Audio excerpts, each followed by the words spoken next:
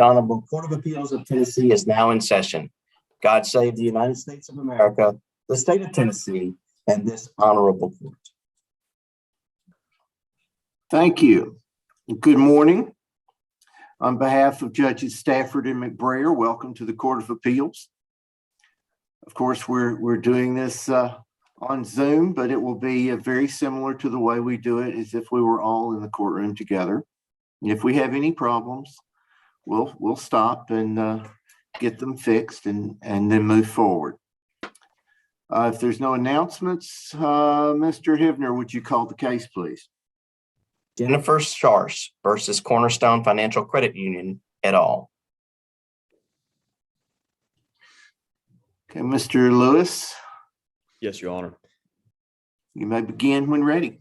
Thank you very much. Your Honor, it's always a pleasure to be in front of you this morning. Hope everyone's doing well. I represent the appellant, Jenifer Scharsch, in this matter versus Cornerstone Financial Credit Union and the trustee, John R. Cheadle, Jr. In this matter, there are two issues for appeal. The first issue, which is really the crux of the appeal and would make the second issue irrelevant if the court agreed with the appellant on this matter. First issue is whether the trial court erred in granting summary judgment pursuant to Rule 56 of our Tennessee Rules of Civil Procedure by finding that the appellees had properly provided a notice to the appellant of the foreclosure pursuant to Tennessee law and the terms of the deed of trust. The second issue for appeal is specifically that the trial court, or whether the trial court erred in denying the appellant's later objection to entry of the order regarding the summary judgment that was prepared by the appellees, and if the trial court's ruling and order did not comply with Rule 56.04. I'll begin with the first and what we consider to be the major issue on this appeal.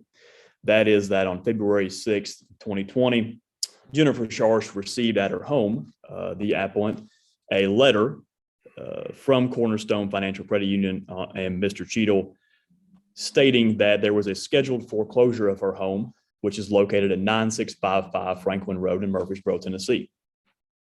This was her first notice pursuant to her affidavits, her husband's affidavit that were submitted at the summary judgment stage, was her first notice of foreclosure. And following that, she attempted to negotiate a resolution of that foreclosure. However, that was unsuccessful and the sale went forward on the 14th of February in 2020. Just prior to that sale, and almost contemporaneously therewith, the appellant filed a complaint in the Rutherford County Chancery Court, which was later amended to set aside the foreclosure sale. There was some language to enjoin the sale as well, although that was never really pursued.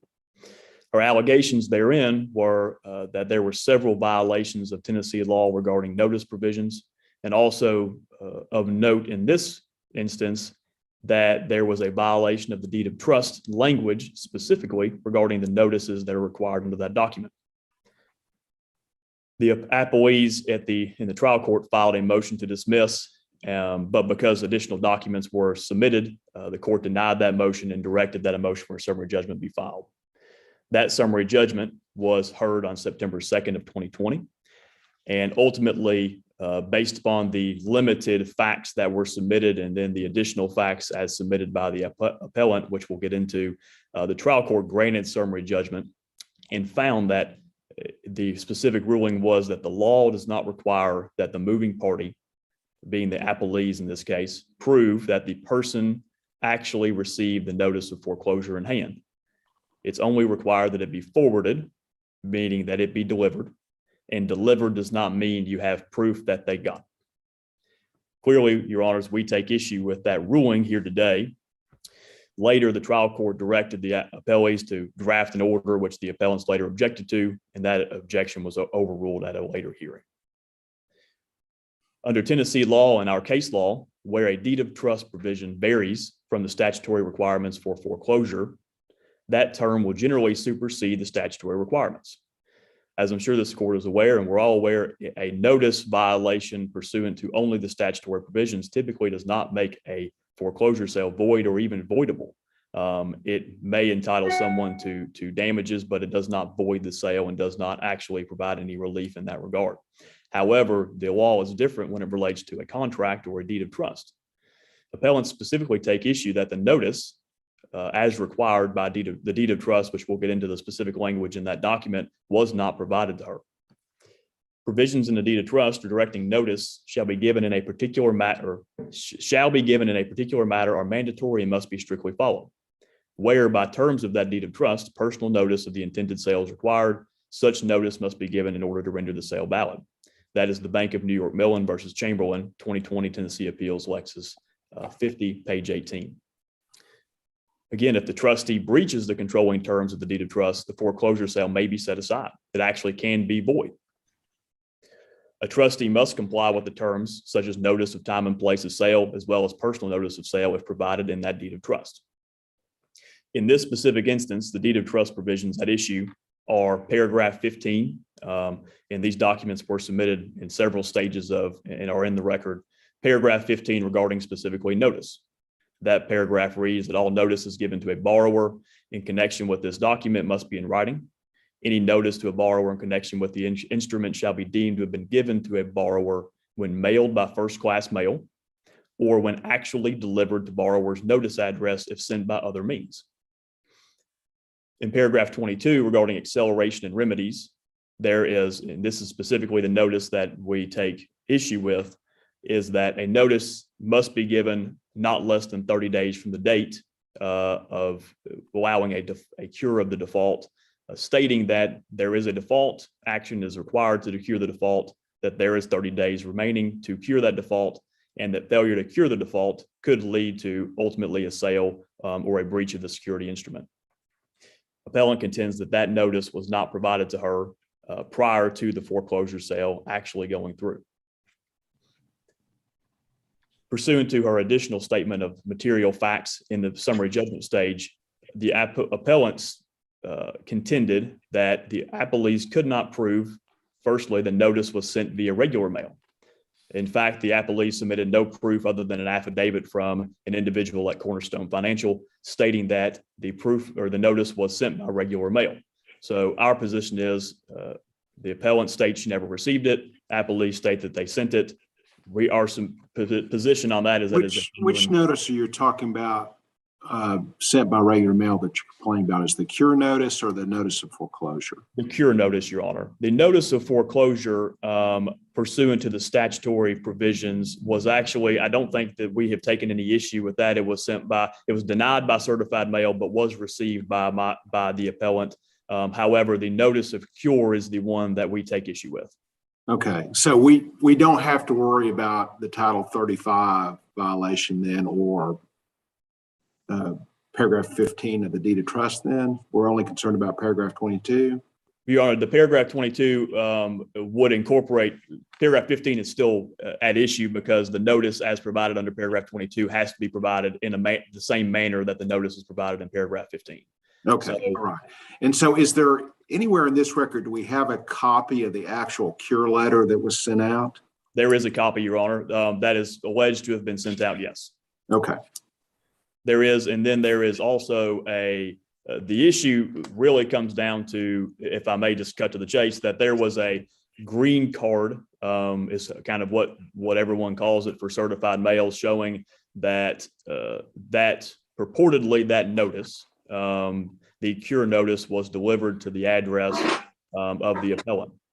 However, that certified mail receipt contained a signature that listed an agent, and no one at the stage of summary judgment identified who that individual was.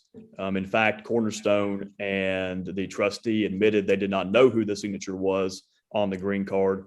And by affidavit, the appellant and her husband, who live at the residence, stated that they did not receive that document, could not recognize the signature, and had never seen that document before. Was the loan here a government-backed loan? Your Honor, it's a federal credit union, so I would think that there is some involvement. So if that's the case, why does Title 45 apply at all? That only applies to high-cost home loans.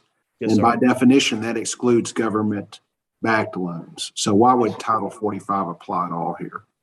Your Honor, and my position is not necessarily that Title 45 specifically applies. My issue, I think, comes down to that the deed of trust sets forth a requirement for a notice in paragraph 22, and that notice was not provided, the law reads that if the notice provisions in a deed of trust are not followed, then that can void a foreclosure sale. So not necessarily under statutory provision 45, but actually under the deed of trust, the contract language itself is where we focus, because I think if we're just speaking under statutory requirements under chapter 45, then the court could not, it wouldn't void or make the sale voidable, just a statutory notice provision. Okay. So I want to make sure I'm perfectly clear here, though. So the issue we're looking at really is the 30-day prior to notice of foreclosure cure letter. That's what, correct. And so that's really what we're focusing on, not the foreclosure sale itself or notice of foreclosure, although I understand there was some complaint from your client about not receiving notice of the sale until a few days before. But really, we're really worried only about the cure letter here. That's correct, Your Honor. Our position, because the ultimate remedy at this stage, and because the ruling of the trial court was pretty limited to that argument of the notice under the cure provision of the deed of trust, and that ultimately was the only avenue for a voiding of the deed of trust or the foreclosure sale. That's where we have focused our argument, and I think that's where I would focus the court as well, is upon the receipt of that. All right, thank you. Thank you, Judge. Two questions, Mr. Lewis. Yes, sir. First of all, does the appellee claim that on the cure notice that it was also sent just by regular mail? They claim that, Your Honor. There's an affidavit at the summary judgment stage where they claim that it was sent by regular mail, but no other proof other than an affidavit was provided. And my client by affidavit contended it was never, she had never seen that, had not received it at her address at all. Well, here's my second question, and you can answer this in rebuttal because I'll ask the same question to Mr. Cheadle. And that is this: do those propositions have to be mutually exclusive? In other words, you've got a affidavit from the appellee saying it was sent. You've got an affidavit from your client saying, I didn't receive it. Can they both be true? And if they can, what is the impact on the summary judgment? And Yes. I since you've used your time, you can explain that in rebuttal. Thank you. Thank you, Judge. And that concludes my time. Thank you, Your Honors. Thank you, Mr. Cheadle. Yes, Your Honor. Well, this case has been going on for a long time. The underlying facts, this case revolves around, go back to May of 2019, when the plaintiff failed to pay her mortgage. My Cornerstone sent her a 30-day cure notice, and they actually were under no requirement under the deed or under the statute to send it certified mail, but they did send it certified mail and regular mail. No response from plaintiff. So notice of foreclosure was sent in December of 2020 for the foreclosure sale on February 14th. Plaintiff has done everything to delay the inevitable on this. They filed a petition for an ex parte restraining order to try to stop the sale. That was denied. All the motions that have been filed by defendants, there's always been a corresponding motion to continue that.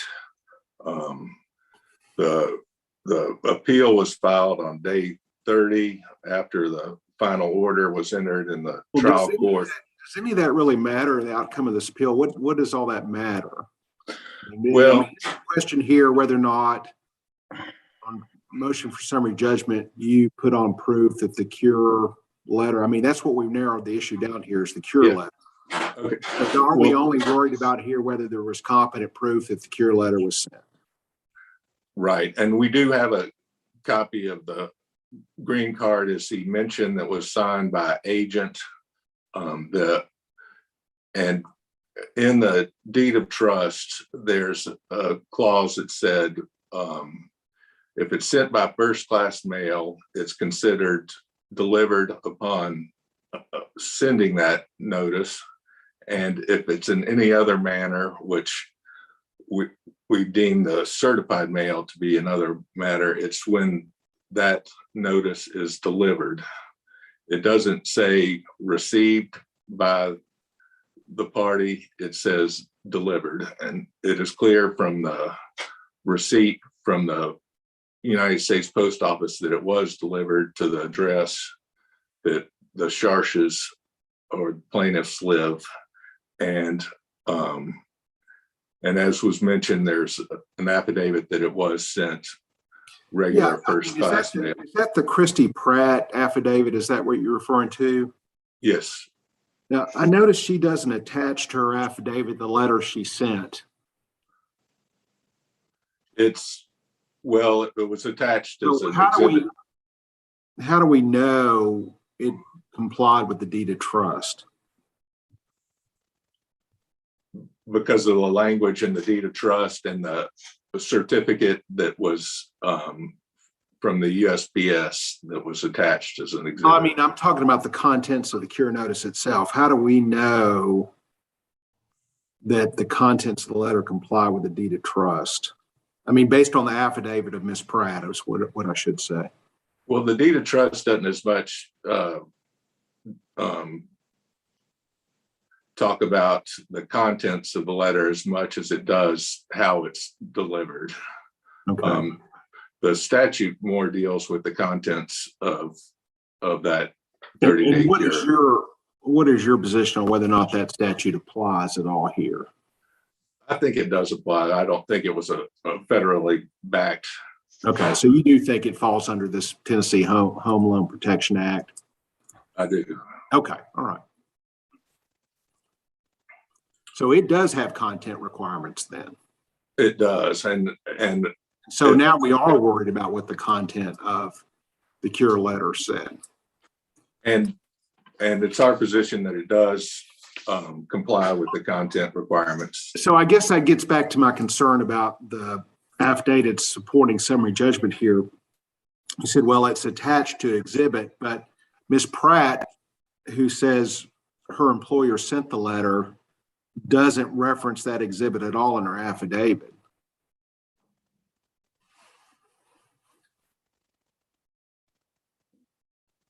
Yes, Your Honor, but she provided me with that letter, and that's what she was referring to as far as her affidavit. Okay, so if I look at paragraph 6 on this affidavit, she says on September 11, 2019, Cornerstone mailed Jenifer Scharsch a letter dated September 10, 2019 by certified and ready post mail, providing a 30-day notice to cure defaults on her mortgage payments and payment of property taxes. But I don't know anything from that affidavit about the contents of the letter, nor what letter she's referring to specifically. Well, the letter we attached in our answer to the complaint and in our motion for summary judgment shows the letter dated September 10th. For summary judgment, you can't rely on the pleadings, can you? Well, we also attached it to the motion for summary judgment here. Okay, so how does it come in? Is that all you have to do is just attach it to the motion? Is that all? I'm sorry. I mean, how does that letter come in then? I mean, normally you have to have someone say, you know, give the basis for why that's competent proof. You know, either I wrote the letter and sent it, or I'm a records keeper or something, but I'm sort of missing that link. Tell me how that was properly considered by the trial court here. I believe the affidavit goes into the fact that she is competent to testify. Yeah, but how about the letter though? I mean, focus on the letter. How did that come in here? Well, it was attached as an exhibit to the motion for summary judgment and as a statement of fact.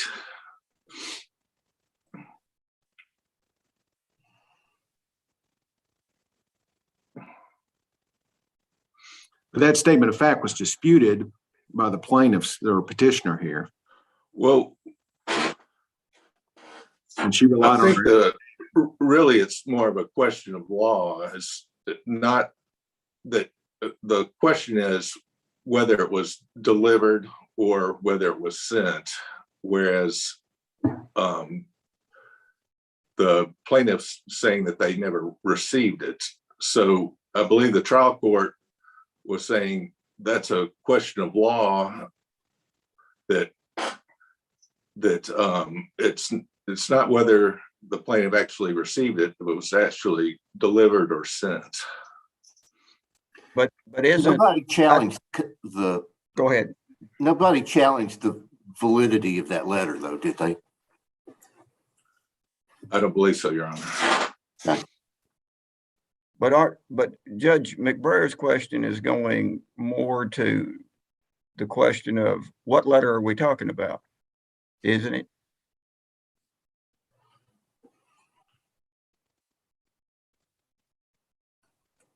Well, it was a letter that was dated the September 10th.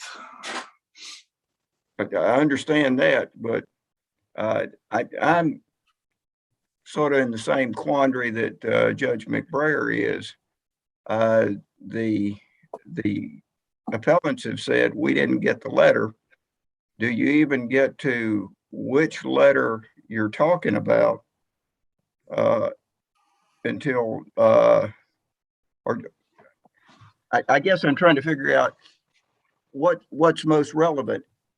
Even if they did get the letter that you said you sent or your client sent by regular mail, don't we also have to figure out what letter we're talking about and what the letter said?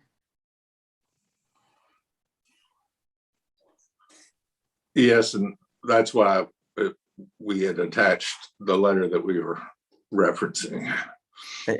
And I have the same concern also here in pondering this as to how that letter, what did the parties consent that this was the letter you were talking about, or what did the trial court do with that issue? Or was that issue even considered by the trial court? Well, the trial court had said that the letter that we had attached in the exhibit was the letter referenced in the affidavit.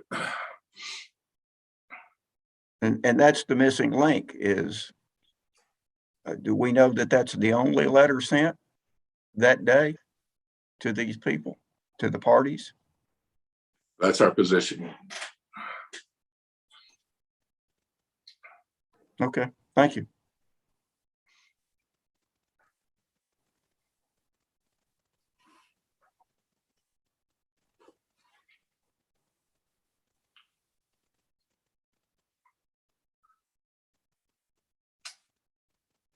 And that's all I have as far as addressing the 30-day cure letter.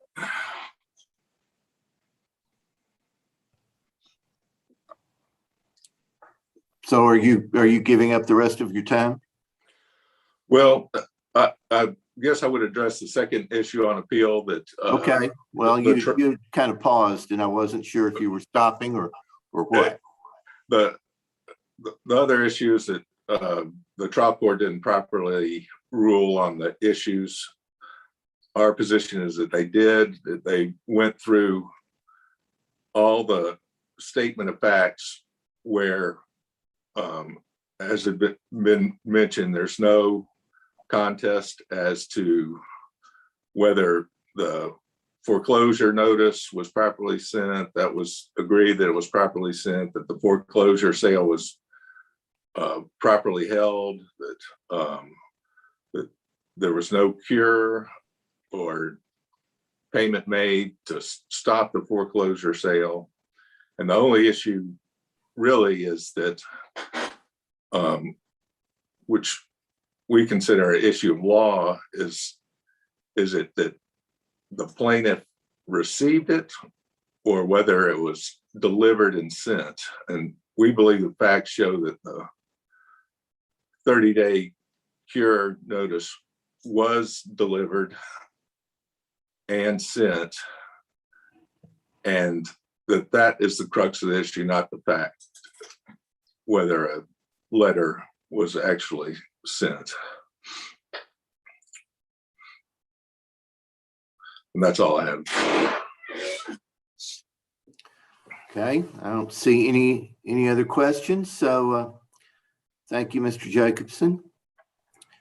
Mr. Lewis, you have 4 minutes for rebuttal. Thank you, Your Honor. Your Honors, I'll begin with Judge Stafford's question of me at the end of his or of my initial time, which was, I believe it was, can both affidavits be true? Can Ms. Scharsch's affidavit that she didn't receive the regular mail copy and the appellee, I believe Ms. Pratt is who we've identified, can hers be true that she sent it by regular mail?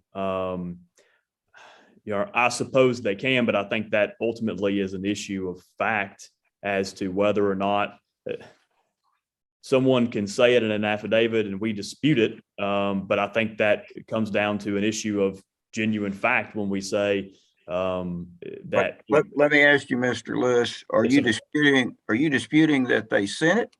Or are you disputing that you received it? Well, I don't know how you dispute if you're not in the room with them or you don't know if they sent it. I don't know how you dispute that they didn't send it, I guess, is the question. So how can you dispute that they sent it? That's sort of the background of the question that I posed is they said they sent it by regular mail and certified mail. You said I didn't receive anything. Well, Your Honor, if they sent it and it wasn't received, I guess then the question comes down to, was it sent to the proper, is there proof it was sent to the proper address? Is there proof that, does that comply with the deed of trust terms when a notice is sent, but it doesn't go to the correct address? I would present. Did their affidavit say they sent it to the address that it was supposed to be sent to? Yeah, I'm not certain without it in front of me, and I apologize. I'm not certain it says specifically the address it was sent to. It may only say that a letter was sent to them. I'm not certain, but certainly we would take issue with the fact that the notice is required to be sent, and there was no proof. There's nothing other than her statement, and I'm not even certain that her statement is that she sent it. I think it's simply that someone from my business sent this letter with nothing further. And then for my clients to say, well, we didn't receive it, well, where did it go? Is that sufficient under a deed of trust, specifically when it is also sent certified mail? And there's no proof of it being specifically delivered to this address, or at least there's a genuine issue of, in my opinion, of fact as to whether or not this certified mail was delivered. Wasn't there a green card for that certified mail? There was, Your Honor. Did it not have an address on it? It had an address for where it was sent, but it had a signature of someone who no one could recognize and no one could say who it was. So, is there an issue? So you really can't dispute that something was sent. What you're disputing is the delivery of it. And that would be the issue, Your Honor, on the notice provision with the certified mail was it actually delivered? And our position is that if it can be, you're equating delivery with receipt. Yes and no, Your Honor, but yes, that we did not receive it, and no, in that the delivery itself, in some way, don't you have to prove that it was delivered to the appropriate address? And how do you prove that? Our position is that it hasn't been proven or was not proven at the summary judgment stage that it was delivered to the appropriate address. I mean, how often does mail go to other houses and end up in different places, regardless of the fact it has the appropriate address on it? So if it's just because it says that address doesn't mean that it was appropriately delivered pursuant to the terms of the deed of trust. And that's the crux of our position. But when there's a requirement for delivery, I think it also follows that has to be given to someone or provided to them when certified mail requires an actual, at least at that time when we weren't in COVID time, a delivery to an individual. And that's my time, Your Honors. Thank you. Thank you, Mr. Lewis. Thank you, Mr. Cheadle. Mr. Hivner, would you recess court, please? This honorable court is now in recess until 9:45 a.m. Thank you, Your Honor. Gentlemen.